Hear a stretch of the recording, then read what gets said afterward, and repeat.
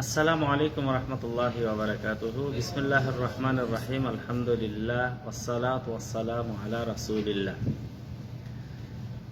আজকে আমরা আলোচনা করব বিষয় ছোট, কিন্তু এর তাৎপর্য অনেক বড় এবং এটি আমাদের সবার জন্য অত্যন্ত প্রয়োজন।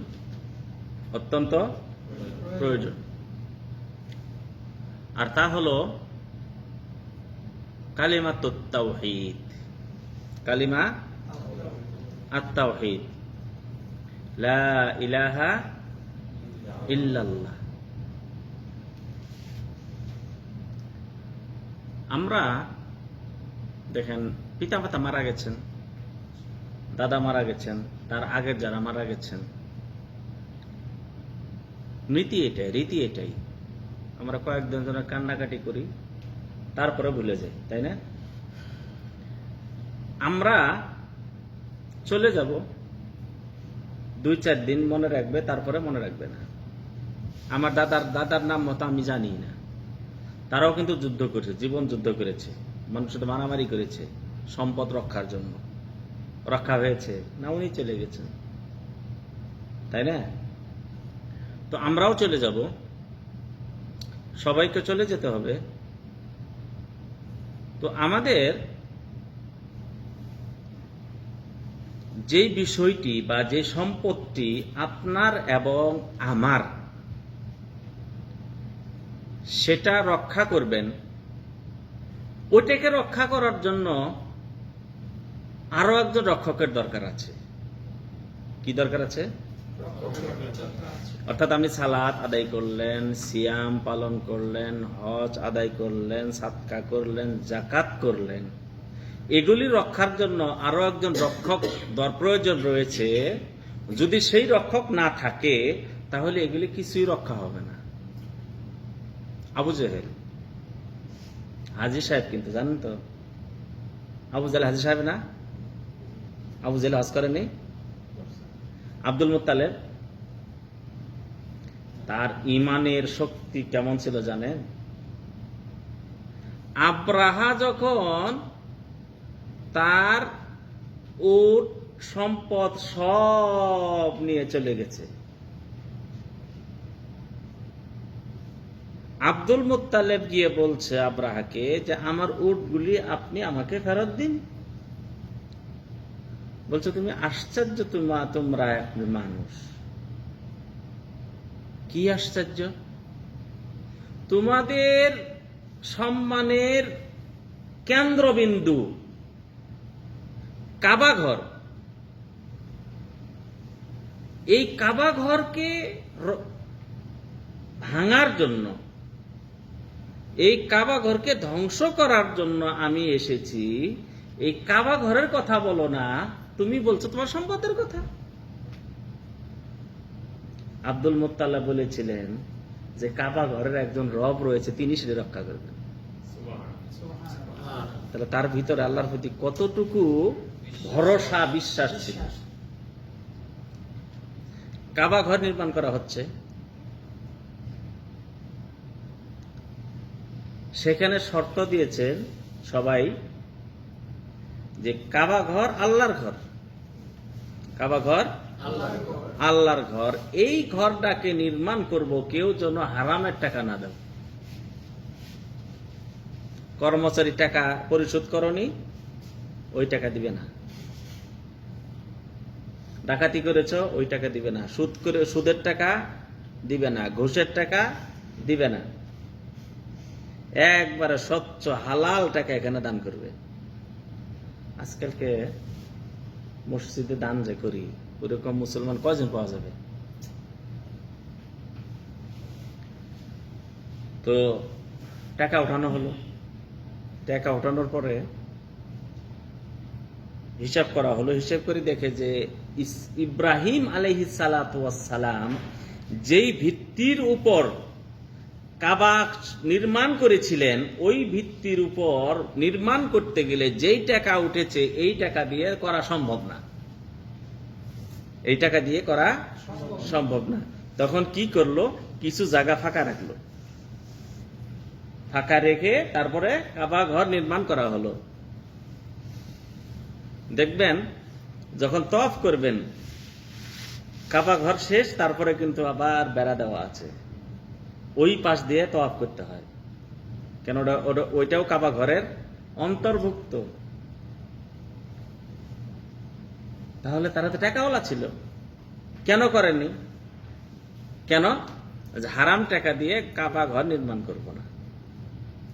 এরপর ওর উপরেই রাসূল সাল্লাল্লাহু আলাইহি সাল্লামের যুগে 2 বার সংস্কার করা হয়েছে কোরআন কাবা ঘর। কয়বার? 2 বার। একবার তিনি ছোট ছিলেন, আব্বাস রাদিয়াল্লাহু তাআলা আনহুর সাথে তিনি কাঁধে করে কিনে আসছেন, পাথর নিয়ে আসছেন, পাথরে দাগ পড়ে গেছে, ঘটনাও আছে। এরপরে যখন তিনি নবুয়ত প্রাপ্তির আগে আবার সেটাকে নির্মাণ করা হলো। ওই নির্মাণের সময় তারা মনে করলো, মানে ওই নির্মাণের সময় ওই যে বাকি রেখে রাসূল সাল্লাল্লাহু আলাইহি সাল্লাম একবার মনস্থির করলেন যে কাবা ঘরকে আবার নির্মাণ করব ইব্রাহিম আলাইহিস সালাতু ওয়াস সালামের ভিত্তির উপর। তিনি মনে করলেন যে যদি করি তাহলে মক্কার কাফেররা মনে করবে যে মুহাম্মদ সাল্লাল্লাহু আলাইহি সাল্লাম এসে দিনের উপর দিনটাকে তো নষ্ট করছে, ধর্মটাকে বাপদাদার ধর্ম নষ্ট করছে, কাবা ঘরটা বাকি ছিল এটাও ছাড়লো না, এটাও ভেঙে ছিল, আবার কি আবার বড় করা শুরু করছে, ছোট করা, তাই বলবে না? এই জন্য তিনি করলেন না। আয়েশা রাদিয়াল্লাহু তাআলাকে বললেন রাসূল সাল্লাল্লাহু আলাইহি সাল্লাম, আয়েশা তোমার জাতি এই সবে মাত্র নতুন মুসলমান হয়েছে, যদি আমি কাবা ঘরটাকে যদি ভেঙে যদি ইব্রাহিম আলাইহিস সালামের ভিত্তির উপর আমি করি তাহলে তারা খারাপ মনে করবে, অন্য কিছু বলবে, এই জন্যই করলাম না। আবু বকর রাদিয়াল্লাহু তাআলা আনহু খেলাফতের যুগে বললেন যে একবার আমি ইব্রাহিম আলাইহিস সালামের ভিত্তির উপর, এখন তো মুসলমানরা পাকা হয়েছে, ঈমান আরো পুক্ত হয়েছে, তো এখন যদি করা যায়, তারপরে বললেন রাসূল করেন নাই, সেটা আমি করব না। উমর রাদিয়াল্লাহু তাআলা আবার এসে আবার পরামর্শ করলেন, বলছে রাসূল করেন নাই, উমর করে, আবু বকর করেন, আমিও করব, এইভাবে চলে এসে আজ পর্যন্ত ফাঁকা আছে। ওর ভিতরে ফরজ নামাজ কিন্তু হবে না, কেননা আপনি কাবার ভিতরে কেবলার ভিতরে পড়ছেন, সুন্নত নামাজ হবে, যখন ভিড় থাকবে না, যদি পারেন, আমাদের তো কাবার ঘরের ভিতরে ঢোকার সুযোগ দিবে না, ওইটাও কাবার ঘরের অন্তর্ভুক্ত, যদি পারেন 2 রাকাত সালাত আদায় করবেন, সুন্নত সালাত, সৌভাগ্য হবে ইনশাআল্লাহ, ইনশাআল্লাহ চেষ্টা করবেন, ঠিক আছে? তাহলে কাবা ঘরের ভিতরে আপনিও সালাত আদায় করে আসলেন, কিন্তু ফরজ নামাজ না। কোন নামাজ? সুন্নত নফল নামাজ। আর তওয়াফের সময় ভিতর দিয়ে তওয়াফ করলে কি পূর্ণ তওয়াফ হবে না, বাহির দিয়ে করতে হবে। তো আব্দুল মুত্তালিব, আবু তালেব, আবু জেহেল কাবা ঘর রক্ষা, হাজিদের সেবা গর্বের বিষয় ছিল। তারা সালাত আদায় করেছে, যাকাত প্রদান করেছে, আল্লাহর ঘর নির্মাণ করেছে, হজ করেছে, হাজিদের সেবা করেছে, কিন্তু এই যে ইবাদতগুলি রক্ষা করার জন্য রক্ষক দরকার ছিল না তাদের। সেটা ছিল কি? তাওহীদ। সেটা ছিল কি? তাওহীদ না থাকার কারণে সব কিছু, কোনো আমল তাদের কবুল হবে না। এই জন্য ইবাদতের মূল যে বিষয়টি কবুলের, সেটি হলো তাওহীদ। সেটা কি? তাওহীদ। রাসূলুল্লাহ সাল্লাল্লাহু আলাইহি ওয়াসাল্লাম মক্কার জীবনে শুধু তাওহীদে দাওয়াতি দিয়েছেন, তাওহীদ, তাওহীদ, তাওহীদ। তো তাওহীদ যদি ঠিক না থাকে তাহলে কোনো কিছু কি হবে না? কবুল হবে না।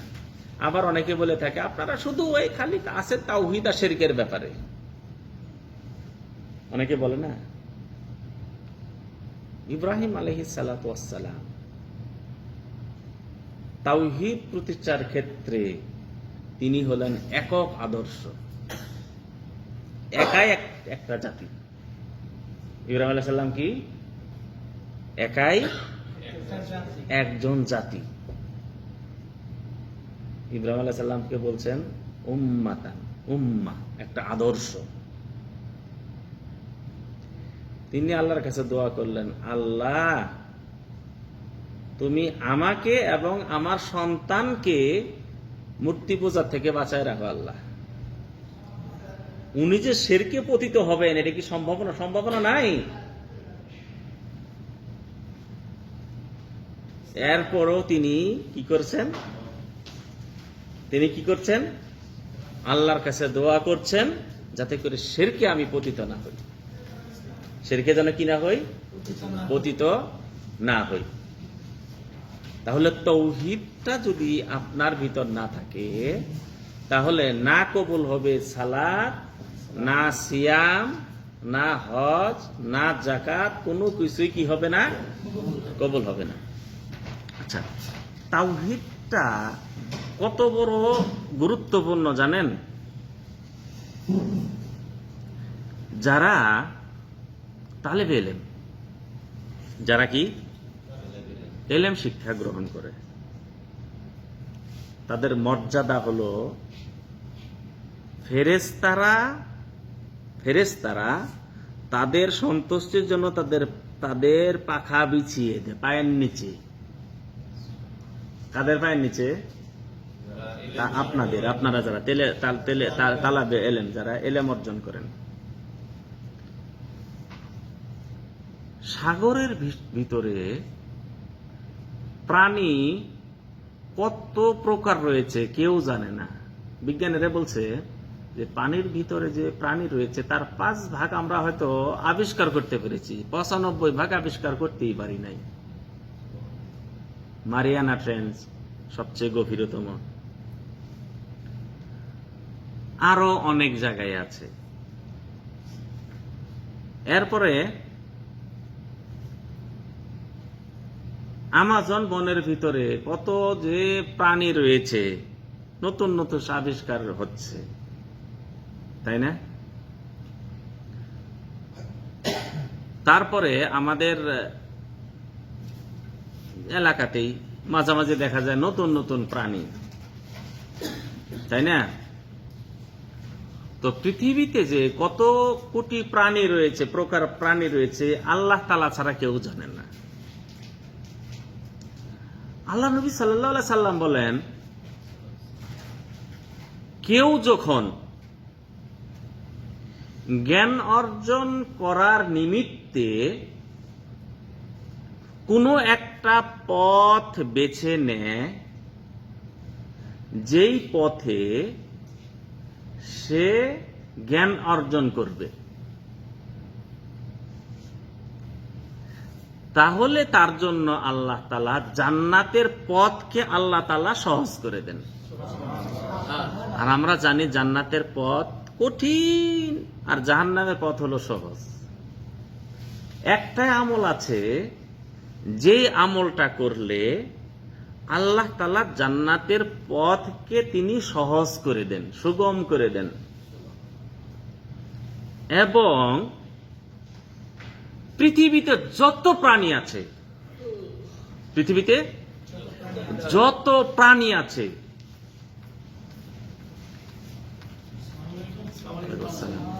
সাগরের ভিতরের মাছ, গর্তের ভিতরে পিপিলিকা পর্যন্ত প্রত্যেকটা প্রাণী তালেবে ইলমের জন্য দোয়া করে। তালেবে ইলমের জন্য কি করে? দোয়া করে। আব্দুল্লাহ, তুমি সালেকে ফোন দিবে, ওই যে মাছরি খানা আনতে গেছে বলে 25 জন পার হয়ে গেছে, যাও উপরে যাও, উপরে চলে যাও, ওই ফোনে ওই নম্বরে।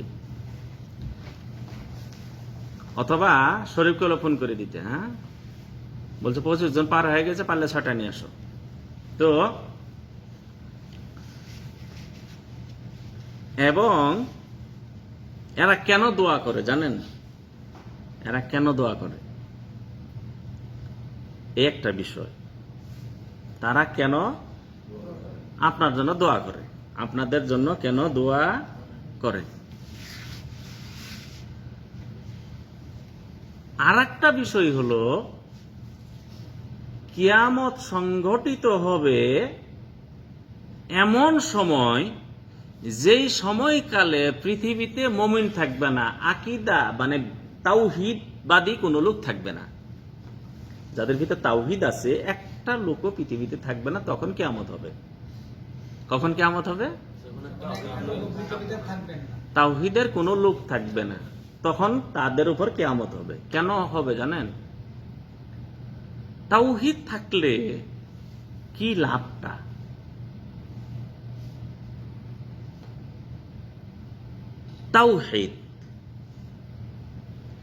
তাওহীদ থাকলে আল্লাহ তাআলা তাকে যে কত ভালোবাসেন। তাওহীদ থাকলে আল্লাহ তাআলা আখিরাতে তো দিবেনই, দুনিয়াতে তিনি কত ভালোবাসেন সেই প্রমাণ এখান থেকে পাচ্ছেন। সেটা হলো,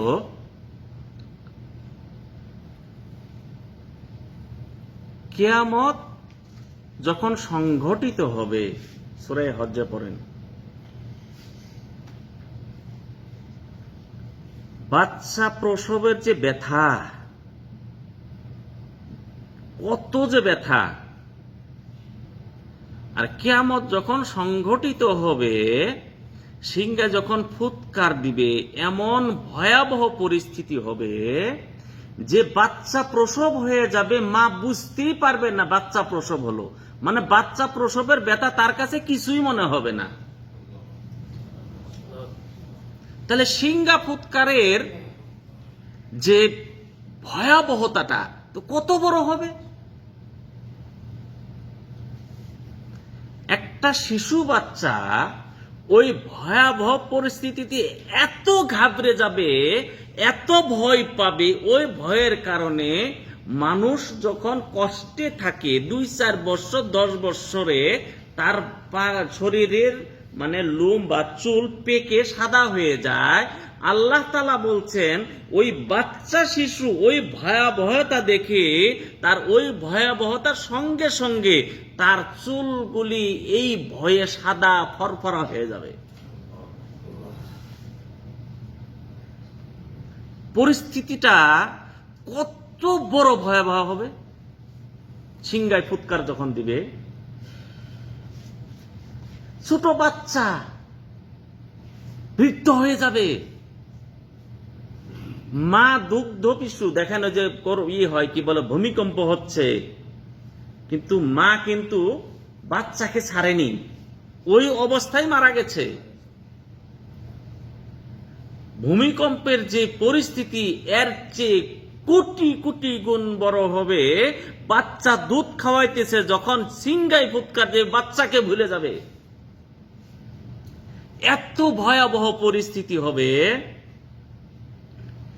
এই ভয়াবহ পরিস্থিতি যেন যারা কালেমা তাওহীদকে যারা পাঠ করেছে, তাদের ভিতরে ঈমান আছে, আল্লাহর তাওহীদ রয়েছে, আল্লাহ চান না যে ওই ব্যক্তিগুলিকে আল্লাহ রাব্বুল আলামিন ওই কিয়ামতের ভয়াবহ পরিস্থিতি মুখোমুখি করুন।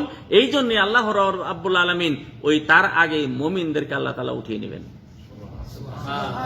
বান্দা, তোমরা যারা কালেমা তাওহীদ পাঠ করেছো, তার তোমাদের ভিতর যারা তাওহীদ রয়েছে, তোমাদের ভিতর যাদের ঈমান রয়েছে, তাদেরকে আমি ওই যে ভয়াবহ পরিস্থিতি, এই ভয়াবহ পরিস্থিতি বান্দা তোমাদেরকে আমি দেখাবো না।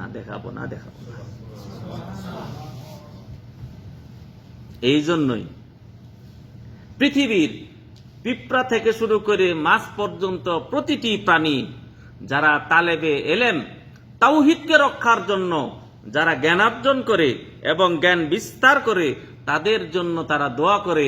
যতদিন পর্যন্ত যারা জ্ঞানার্জন করছে, যতদিন পর্যন্ত দুনিয়া থাকবে, ততদিন পর্যন্ত কিয়ামত সংঘটিত হবে না, ততদিন পর্যন্ত আমরা পৃথিবীতে থাকতে পারবো।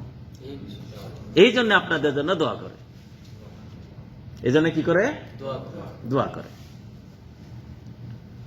তো কালেমাতুত তাওহীদ মূল্যটা কতটুকু? এক নম্বর আমরা আলোচনা করব কালেমাত তাওহীদ লা ইলাহা ইল্লাল্লাহ। এই কালেমার ওজন কতটুকু?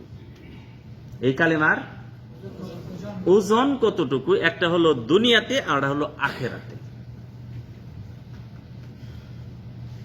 মুসা আলাইহিস সালাতু ওয়াস সালাম আল্লাহ তাআলাকে বললেন, আল্লাহ তুমি আমাকে এমন একটি দোয়া শিক্ষা দিবে, জিকির শিক্ষা দিবে, যেই জিকিরটা আমি সব সময় করব। তো আল্লাহ তাআলা বললেন, মুসা তুমি পাঠ করো লা ইলাহা ইল্লাল্লাহ। মুসা আলাইহিস সালাম মনে করলেন যে এই ছোট্ট একটা দোয়া শিক্ষা দিলেন, এই ছোট্ট একটা কালেমা শিক্ষা দিলেন, এটা তো সবাই পাঠ করে, সবাই পাঠ করে।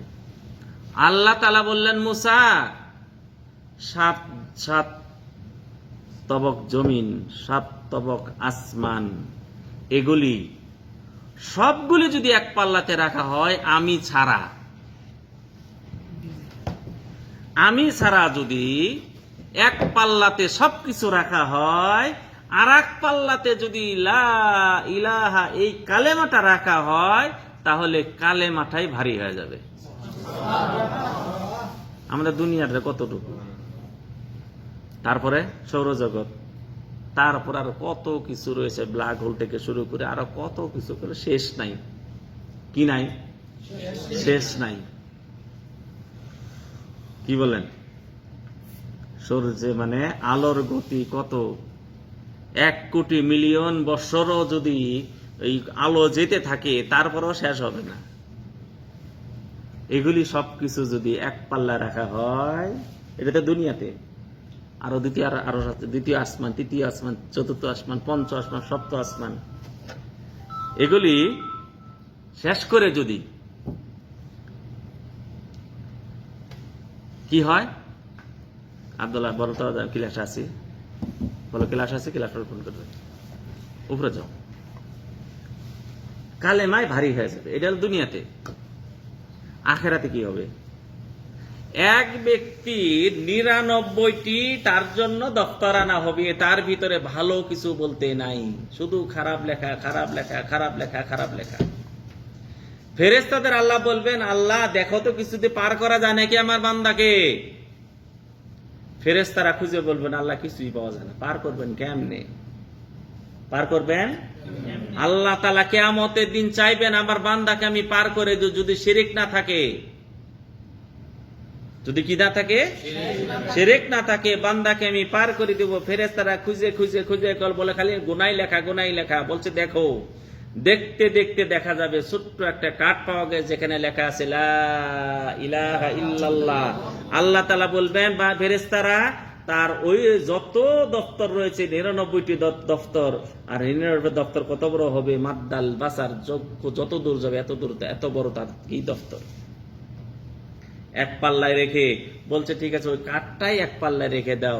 যখন কাঠটাই যখন এক পাল্লায় রেখে দেওয়া হবে, রাজেহাত বিতাকাতু কালিমাতু লা ইলাহা ইল্লাল্লাহ, যেই কাঠের ভিতর লা ইলাহা লেখা আছে, এটাই ভারী হয়ে যাবে। আল্লাহ তাআলা ফয়সালা করে দেবেন জান্নাতে। তাহলে কালেমার তাওহীদের কত পাওয়ার। আর এই কালেমা যদি না থাকে, তাওহীদ যদি না থাকে, তাহলে আল্লাহ তাআলা কোনো কিছুই কবুল করবেন না। না সালাত, না যাকাত, না সিয়াম, না হজ, কোনো কিছুই আল্লাহ তাআলা কবুল করবেন না। এর নাম হলো, আপনার আমলগুলিকে রক্ষা করার জন্য আরো একটি রক্ষার দরকার রয়েছে, সেটার নাম কি? আত-তাওহীদ। সেটার নাম কি? তাওহীদ। অনেকে মনে করে তাওহীদের কথা অন্য কিছু বলেন না, অন্য কিছু বলবেন, কিন্তু গুরুত্ব দিবেন তাওহীদের বেশি। গুরুত্ব কিসের বেশি? তাওহীদের বেশি। এখন এই কালেমাটাকে আমরা পড়ি, লা ইলাহা ইল্লাল্লাহ, অর্থ জানি আমরা? অনেকে অর্থ জানি না। আমরা বলি যে কালেমা লা ইলাহা ইল্লাল্লাহ, আল্লাহ ছাড়া কোনো মাবুদ নেই। এটার প্রকৃত অর্থ হলো আল্লাহ ছাড়া কোনো সত্য মাবুদ নেই। কি মাবুদ নেই? মিথ্যা মাবুদ বহুত আছে, আল্লাহ ছাড়া কোনো সত্য কোনো মাবুদ নেই, প্রকৃত কোনো মাবুদ নেই। আর হলো অর্থ এইটা। আর এই কালেমা রাসূলুল্লাহ সাল্লাল্লাহু আলাইহি ওয়াসাল্লাম বলছেন, মান কানা আখিরু কালামিহি লা ইলাহা ইল্লাল্লাহ দাখালাল জান্নাহ। কেউ যদি কারো সর্বশেষ পৃথিবী থেকে সর্বশেষ যে কথাটা বলে সে পৃথিবী থেকে চলে গেল সেটা যদি হয় লা ইলাহা ইল্লাল্লাহ, সে নিশ্চিত জান্নাতি। সে নিশ্চিত কি? জান্নাতি, নিশ্চিত জান্নাতি। এই জন্য আমরা কি করব? কোনো বিপদ আসলে লা ইলাহা ইল্লাল্লাহ। এরপর আমরা যখন ঘুমাতে যাব, কোথায় যাব? ঘুমাতে যাব, তখন আমরা সর্বশেষ যে কথাটা বলবো সেটা হবে লা ইলাহা ইল্লাল্লাহ। এটা পাঠ করে আমি ঘুমিয়ে পড়ব। আর এই ঘুম যদি আমার শেষ ঘুম হয়ে যায়, তাহলে রাসূল নিশ্চয়তা দিয়েছেন আপনি কি? জান্নাত। আর দ্বিতীয় আর একটা কাজ করবেন, সেটা হলো আত্মীয় স্বজন মৃত্যুবরণ করতে যাচ্ছে মুমূর্ষ অবস্থায়, তখন তার মাতার কাছে গিয়ে আস্তে আস্তে তাকে নির্দেশ দিবেন না, শুধু পাঠ করবেন লা ইলাহা, আস্তে আস্তে পাঠ করবেন, যাতে করে তিনি শুনতে পান। তিনি কি করেন? শুনতে পান। বলবেন খালি কি? লা ইলাহা ইল্লাল্লাহ, লা ইলাহা ইল্লাল্লাহ। উনি যদি সর্বশেষ কথাটা এটা বলে যদি তিনি মৃত্যুবরণ করতে পারেন, তিনি জান্নাতি। তাহলে আপনার লাভটা কি হবে? আপনার লাভ কি হবে? তিনি জান্নাতে চলে গেলেন। আপনার লাভ কি হবে? একজন হিন্দু, একজন খ্রিস্টান, আপনার জানের দুশমন, খুব আপনাকে অত্যাচার করেছে, তার কাছেও গিয়ে কানের কাছে কি করবেন? লা ইলাহা ইল্লাল্লাহ। আল্লাহ নবী সাল্লাল্লাহু আলাইহি ওয়াসাল্লাম বলছেন, আপনার কারণে যদি কোনো মানুষ যদি জান্নাতে চলে যায়, তাহলে তার হাতের বিনিময়ে আপনার হাত, আপনার চার চোখের বিনিময়ে আপনার চোখ, তার মুখের বিনিময়ে আপনার মুখকে জাহান্নাম থেকে আপনি মুক্ত করলেন। তিনি উপকৃত হলেন, আপনি উপকৃত হলেন, আপনিও উপকৃত হলেন। তাহলে এই কালেমাটা আমরা কি করব? এইভাবে পাঠ করব। তো তাওহীদ বিনে আপনার আমার কোনো ইবাদত কবুল হবে না। তো তাওহীদ ছাড়া কোনো ইবাদত কবুল হবে না। আর যদি এখানে শিরক থাকে, তাহলে শিরক থাকলে আপনার কোনো ইবাদত কবুল হবে না। তাহলে তাওহীদকে আপনি কি করলেন? নষ্ট করে দিলেন। তাও শিরকের মাধ্যমে কি হয়? তাওহীদ নষ্ট হয়ে যায়। তো রাসূলুল্লাহ সাল্লাল্লাহু আলাইহি ওয়াসাল্লাম, রাসূলুল্লাহ সাল্লাল্লাহু আলাইহি ওয়াসাল্লাম মক্কি জীবনে এবং মাদানী জীবনে গিয়েও সবচেয়ে যে গুরুত্ব দিয়েছেন সেটি হলো কি? তাওহীদ। সেটা কিসের গুরুত্ব দিয়েছেন বেশি? তাওহীদেরই গুরুত্ব দিয়েছেন। তাহলে আমাদেরকে তাওহীদটাই প্রতিষ্ঠা করতে হবে। সালাত আদায় করতে হলে তাওহীদ আগে, সিয়ামের আগে কি? তাওহীদ। তাওহীদ যদি না থাকে, তাহলে আমার ইবাদতের কোনো কিছুই মূল্য থাকবে না। তাওহীদ কি কাকে বলা হয়? তাওহীদ হলো আমার একমাত্র ইবাদত হবে একমাত্র আল্লাহর জন্য। কার জন্য? আল্লাহ। মানুষকে দেখানোর উদ্দেশ্যও না, দেখানোর উদ্দেশ্যও না। এরপরে আপনাকে লক্ষ্য রাখতে হবে যে তাওহীদকে রক্ষার জন্য শিরক থেকে বেঁচে থাকতে হবে। কার থেকে বেঁচে থাকতে হবে? শিরক থেকে বেঁচে থাকতে হবে। আর শিরক কোনটি? যে আপনি শুধু আল্লাহর ইবাদত করবেন, তার ইবাদতে কোনো অংশীদার স্থাপন যেন না করেন, বড় হোক ছোট হোক, বড় হোক ছোট হোক। এখন বাচ্চা অসুস্থ, আপনি অসুস্থ, একটা তাবিজ নিয়ে শরীরে লাগিয়ে দিলেন, বাচ্চার মাদুলি, অথবা আপনি লাগাইলেন, অথবা ওই যে সুতা করিয়ে দিয়ে সুতা লাগাইলেন। তখন আপনি মনে করলেন যে ওই ইমাম সাহেবের তাবিজ এটা তো বৃথা যেতে পারে না, অনেক লোক ভালো হয়েছে। তাবিজের উপরে নির্ভর যদি হয়, এটা হবে বড় শিরক, ইসলাম থেকে খারিজ। যতক্ষণ পর্যন্ত আবার কালেমা পড়ে আবার ইসলাম গ্রহণ না করেছেন, ততক্ষণ যত সালাত আদায় করেন না কেন, যাই করেন না কেন, আপনার সমস্ত আমল বাতিল। আর কেউ যদি মনে করে না আসলে ভালো করবেন আল্লাহরই, এটা একটা ওসিলা, তারপরও ছোট শিরক হলো। আর ছোট শিরকেও কিন্তু কবিরা গুনাহ। ছোট শিরক কি? কবিরা গুনার ভিতরে বড় গুনাহ। আর ছোট শিরক যদি কেউ করে ইসলাম থেকে বেরিয়ে যাবে না, তবে আল্লাহ তাআলার ইচ্ছাধীন থাকবেন। আল্লাহ তাআলা ইচ্ছা করলে ক্ষমা করতেও পারেন, নাও করতে পারেন। আর যদি জাহান্নামে সে যায়, তাহলে সে কি চিরস্থায়ী হবে না, চিরস্থায়ী হবে না। তবে কেউ যদি একবার জাহান্নামে প্রবেশ করে, কত মিলিয়ন কত কোটি বছর থাকতে হবে আল্লাহ তাআলা ছাড়া কেউ জানে না, আল্লাহ তাআলা ছাড়া কেউ জানে না। এই জন্য ছোট শিরক বড় শিরক সমস্ত শিরক থেকে আমাদের কি থাকতে হবে? মুক্ত থাকতে হবে। তাহলে আজকের তাওহীদ সম্পর্কে সর্বপ্রথম আমার আশা, আকাঙ্ক্ষা, পরিকল্পনা, আমার প্ল্যান, আমার ব্রতি, আমার সব কিছুতে সর্বপ্রথম আমাকে তাওহীদটাকে শক্ত করে ধরে থাকতে হবে। কিসটাকে? তাওহীদকে। এবং তাওহীদ আমাদের বুঝতে হবে। তাওহীদ আমাদের কি করতে হবে? বুঝতে হবে। আমার ইব্রাহিম আলাইহিস সালাম কুল ইন্না সালাতি ওয়া নুসুকি ওয়া মাহইয়ায়া ওয়া মামাতি লিল্লাহি রাব্বিল আলামিন। আমার সালাত, আমার কুরবানি, আমার ত্যাগ, আমার চেষ্টা, আমার কষ্ট, আমার দুনিয়া, আমার আখিরাত, আমার জীবন, আমার মরণ একমাত্র আল্লাহর নিমিত্তে। কার জন্য? একমাত্র আল্লাহর নিমিত্তে। আমরা বিদেশ এসেছি কাকে সন্তুষ্ট করার জন্য? একমাত্র আল্লাহকে সন্তুষ্টি করার জন্য। যদি এটাই যদি হয়, আমি বিবাহ করেছি কিসের জন্য? আল্লাহর সন্তুষ্টির জন্য। সন্তান হয়েছে কার জন্য? একমাত্র আল্লাহর সন্তুষ্টির জন্য। সন্তানের ভরণ পোষণের জন্য আমি বিদেশ এসেছি একমাত্র আল্লাহর সন্তুষ্টির জন্য। যদি এটাই যদি হয়, তাহলে আপনার কি হবে? আপনার জীবন মরণ সবকিছু আল্লাহর ওয়াস্তে হবে। তাহলে আপনি জান্নাতি, তাহলে আপনি সফলতা অর্জনকারী, তাহলে আপনি সফলতা পাবেন। তাহলে কি পাবেন? আপনি সফলতা পাবেন। তাহলে তাওহীদ যেন আমাদের একটা বিষয় মনে রাখতে হবে যে সালাত, সিয়াম, হজ, যাকাত, দান, খয়রাত, ভালো কাজের আদেশ, খারাপ মন্দ কাজ থেকে বিরত রাখা, মানুষকে যত কিছুই করি না কেন আমাকে তাওহীদটা সর্বপ্রথম আমাকে রাখতে হবে। তাওহীদটা সর্বপ্রথম আমাকে রাখতে হবে। যদি তাওহীদটা যদি থাকে, রাসূলুল্লাহ সাল্লাল্লাহু আলাইহি সাল্লামের কাছে এসে বললেন, ইয়া রাসূলুল্লাহ, আমাকে এমন একটি শিক্ষা দিন, ছোট্ট একটা আমল শিক্ষা দিবেন। আপনাকে প্রশ্ন করলাম, আবার আসতে পারবো না আপনার কাছে, আর কাউকে যদি প্রশ্ন না করতে হয়, এমন একটা কিছু শিক্ষা দিন যাতে করে ওইটা আমল করলে আমি জান্নাতে যেতে পারবো। রাসূলুল্লাহ সাল্লাল্লাহু আলাইহি সাল্লাম বললেন, কুল লা ইলাহা ইল্লাল্লাহ সুম্মা ইসতাকিম।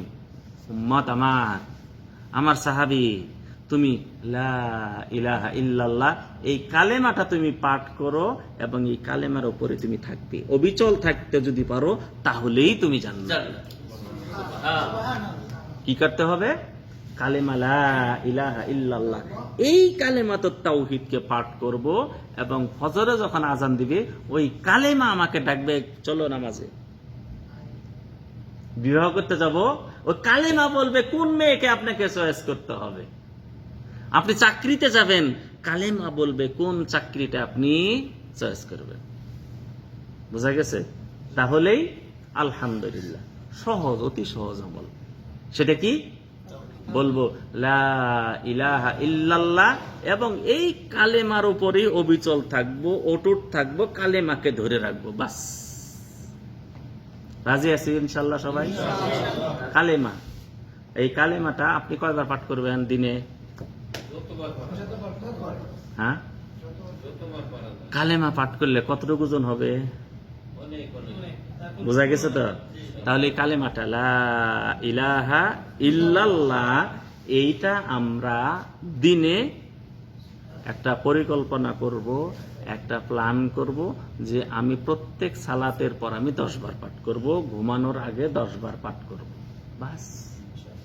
আল্লাহ তাআলার কাছে দোয়া করে আল্লাহ তাআলা আপনাদের আমাদের সবাইকে তৌফিক দান করুন, যাতে করে এই কালেমার উপর আমরা জীবন ধারণ করতে পারি, এই কালেমা নিয়েই যেন আমরা মৃত্যু বরণ করতে পারি, এবং কিয়ামতের দিন যেন এই কালেমা নিয়েই যেন উঠতে পারি, এবং রাসূলুল্লাহ সাল্লাল্লাহু আলাইহি ওয়াসাল্লামের সারিতে যেন কিয়ামতের দিন যেন আমরা উঠতে পারি, এবং জান্নাতে সবচেয়ে উত্তম উৎকৃষ্ট নিয়ামত হলো আপনি রাসূলের সাথে জান্নাত থাকবেন। বোঝা গেছে তো? সবকিছু পাইবেন, সবকিছুই পাইবেন। আর এই পাওয়ার ভিতরে সবচেয়ে বড় প্রাপ্তি হলো কি? রাসূলের সাথে থাকবেন, রাসূলের সাথে থাকবেন। আর সবচেয়ে বড় প্রাপ্তি হলো আল্লাহর সাথে সাক্ষাৎ হবে, আল্লাহ দিদার পাবে। আল্লাহ তাআলার কাছে দোয়া করে আল্লাহ রাব্বুল আলামিন আপনাদের আমাদের সবাইকে তৌফিক দান করুন। আসসালামু আলাইকুম ওয়া রাহমাতুল্লাহি ওয়া বারাকাতুহু।